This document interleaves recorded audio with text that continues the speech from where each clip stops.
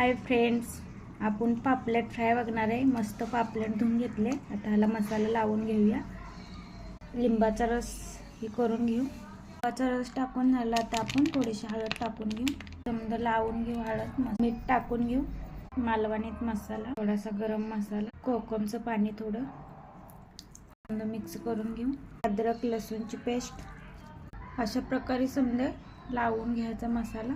रवा घेतला, त्याच्यात मीठ टाकून घेतले आणि थोडं लाल तिखट मिक्स करून घ्यायचं। फ्राय ठेवला आपण, ते तेल घालून घेऊ।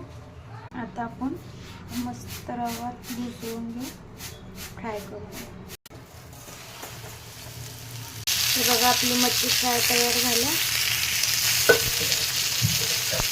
आवडला असेल तर लाईक आणि कमेंट करा। सर्व मच्छी अशाच फ्राय करायचे।